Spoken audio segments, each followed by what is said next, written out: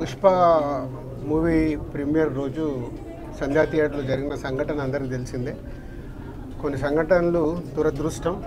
అలా ఆ రోజు జరిగిన సంఘటనలో భాస్కర్ వైఫ్ రేవతి గారు చనిపోవడం, శ్రీతేజ్ హాస్పిటలైజ్ అవ్వడం, సో ఇవన్నీ మనకు తెలిసిందే. సో ఇలాంటి సినిమా ఇండస్ట్రీలో అప్పుడప్పుడు ఇలాంటివి రేర్గా చూస్తూ ఉంటాం, రేర్ కేసెస్లో. పోతే ఈ మధ్య నన్ను సీఎం గారు ఎఫ్డీసీ చైర్మన్గా నియమించినప్పుడు సో ఇండస్ట్రీకి అండ్ ఇటు ప్రభుత్వానికి మధ్యలో బ్రిడ్జ్ లాగా ఉండటానికి నాకు ఇండస్ట్రీలో ఉన్న ఒక ఇంపార్టెంట్ పర్సన్గా, అలాగే ప్రభుత్వం నుంచి కూడా ఎఫ్డీసీ చైర్మన్ ఇంపార్టెంట్ పర్సన్గా బ్రిడ్జ్ లాగా ఉండాలని నియమించారు. పోతే నేను ఎమర్జెన్సీగా యుఎస్లో ఈవెంట్ ఉండడం వల్ల యుఎస్ వెళ్ళడం, నేను నిన్న నైటే ఇక్కడికి వచ్చాను. ఈ లోపల చాలా చూస్తున్నాం డిఫరెంట్ యాంగిల్లో, ఇటు ఇండస్ట్రీలో కానీ ఇటు ప్రభుత్వం దగ్గర నుంచి తీసుకుంటున్న వాళ్ళ డెసిషన్స్ ఏవైతే అఫీషియల్ పోలీస్ డిపార్ట్మెంట్కి కానీ. సో ఈరోజు వచ్చిన తర్వాత సీఎం గారిని కలవడం జరిగింది. సీఎం గారు కలిసిన తర్వాత సో ఇక్కడికి వచ్చాను.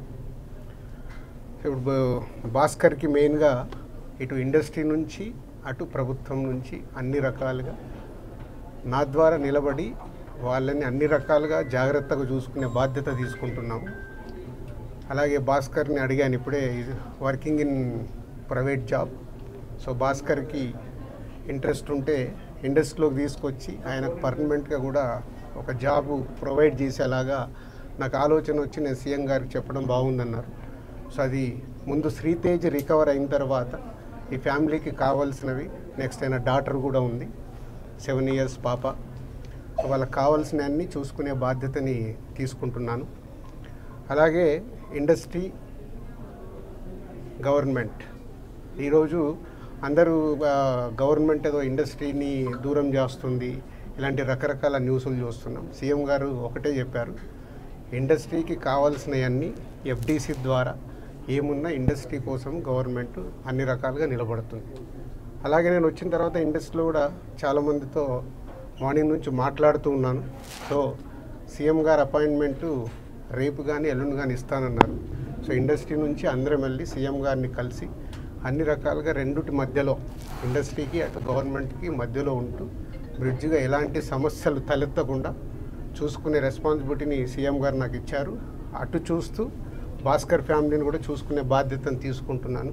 సో భగవంతుడి దయ వల్ల శ్రీతేజ్ తొందరగా రికవర్ అయ్యి మామూలు మనిషి అవుతాడని ఆశిస్తూ సెలవు తీసుకుంటాను. ఎట్లా ఉన్నారు శ్రీతేజ్ ఆరోగ్యం? ఎట్లా ఉంది? చాలా ఇంప్రూవ్మెంట్ ఉందని ఇప్పుడే డాక్టర్ చెప్పారు.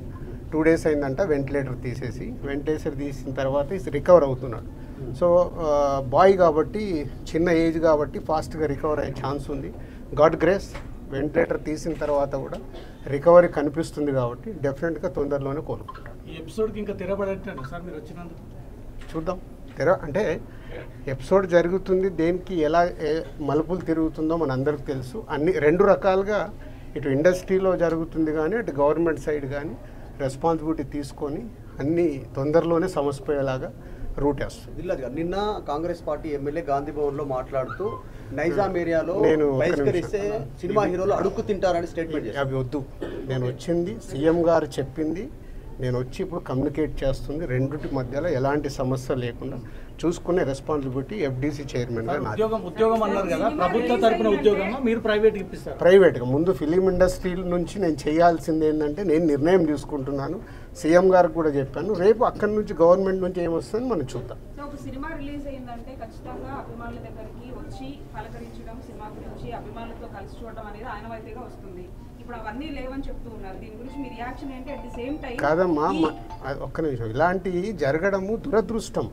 ఎన్నో సినిమాలు రిలీజ్ అవుతాయి, మరి ఎప్పుడు జరగవు కదా.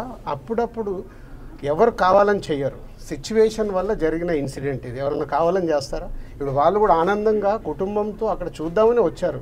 దిల్సుఖ్ నగర్ నుంచి సంధ్యా థియేటర్కి వచ్చారు అంటే వాళ్ళకు ఒక ఆనందం పొందటానికే వస్తారు. దురదృష్టం ఇలాంటి సంఘటన జరగడం. ఇలాంటి సంఘటన చెయ్యాలని ఎవరు చేయరు, జరిగింది కాబట్టి దీనికి అన్ని రకాలుగా చూసుకొని చేయాల్సిన బాధ్యత పౌరులుగా మా పైన ఉంది, అలాగే మీడియా పైన కూడా ఉంది. మనందరికీ రెస్పాన్సిబిలిటీ ఉంది. దీన్ని మనము మీ సైడ్ నుంచి కూడా రెస్పాన్సిబిలిటీ ఏంటి, కరెక్ట్గా చూపించిందే 10 సార్లు చూపించి 10 సార్లు వేసి జనాలకు కాకుండా జాగ్రత్త. ఇప్పుడు నేను మాట్లాడాను, దీంట్లో ఉన్న మంచిది జనాల దగ్గరకు తీసుకెళ్ళి సొసైటీకి ఉపయోగపడేలాగా చేయాలి. ఇప్పుడు మీరు చెప్పినారు ప్రభుత్వానికి ఇండస్ట్రీకి మధ్య బ్రిడ్జ్ లాగా మీరు పనిచేయబోతున్నారని. సీఎం చెప్పిన మాటలకి అల్లు అర్జున్ కౌంటర్గా ప్రెస్ మీట్ పెట్టి అవన్నీ కమెంట్స్ చేసినారు, చూసే ఉంటారు. అట్లా కాదు, ఫాల్స్గా చెప్తున్నారు అని. దాన్ని మీ అబ్జర్వేషన్. నేను అదే కదా రాత్రి వచ్చాను, వచ్చి ఇప్పుడు సీఎం గారిని కలిశాను. సీఎం గారు చెప్పాల్సింది మీకు చెప్పాను. తర్వాత అల్లు అర్జున్ కూడా కలుస్తాను, ఇండస్ట్రీలో ఇంపార్టెంట్ పర్సన్గా. కలిసిన తర్వాత అది కూడా చెప్పి సమన్వయం చేస్తాను. అదే నా డ్యూటీ. నేను మాట్లాడతాను, నేను కలిసిన తర్వాత మాట్లాడతాను. మీకు అదే మళ్ళీ నన్ను కూడా కాంట్రవర్షియల్ క్వశ్చన్ వేసి తీసుకురావద్దు. నేను ఇంకా కలవలేదు, కలిసిన తర్వాత మాట్లాడతాను. ఇప్పుడు సీఎం గారు పాయింట్ ఆఫ్ వ్యూలో మొత్తం విన్నాను, అన్నీ చెప్పాను. ఆయన పాయింట్ ఆఫ్ వ్యూలో విన్న తర్వాత నెక్స్ట్ ప్రెస్ మీట్లో మాట్లాడతాను. నాకు ముందు కావాల్సింది ఏంటంటే మనందరికీ కావాల్సింది ఏంటి, సీఎం గవర్నమెంట్దా లేక అల్లు అర్జున్దా కాదు, ఈయనకి ఏం సపోర్ట్ చేస్తున్నాం, ఈయన ఫ్యామిలీని ఎలా కాపాడుతున్నాం అనేది మన అందరి రెస్పాన్సిబిలిటీ. దాని మీద ఫోకస్ చేద్దాం. ఈ ఎస్ ఫైనాన్షియల్గా అన్ని రకాలుగా భాస్కర్కి నిలబడబోతున్నాం. అది నేను లీడ్ చేస్తున్నాను, నేనే పక్క నుండి నేను అన్నీ చేయిస్తాను. అది చెప్పడానికే సీఎం గారు చెప్పమన్నారు.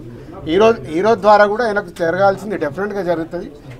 లాజికల్గా టెక్నికల్గా జరగాల్సిన అన్నీ అయిపోయిన తర్వాత భాస్కర్కి అందరం పక్కన నిలబడి కాపాడుకునే బాధ్యత మాది. ఎందుకంటే ఇప్పుడు ఈరోజు బాబుకి అయ్యే ఎక్స్పెన్సెస్ కావచ్చు, పిల్లగాన్ని చదివియాలి, పాపం చదివియాలి, ఆయనకున్న చిన్న ఉద్యోగము, ఫ్యామిలీని కాపాడుకుంటూ ఆయన చేయాల్సిన బాధ్యత ఉంది. కాబట్టి ఆయనకు అందరం మేము అండగా నిలబడి చేస్తాం. నా డ్యూటీ నేను చేస్తున్నాను, నీ డ్యూటీ నువ్వేం చేస్తున్నావు? నువ్వు నాకు క్వశ్చన్స్ చేస్తున్నావు.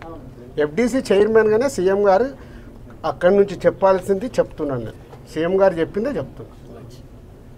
Okay, thank you so much.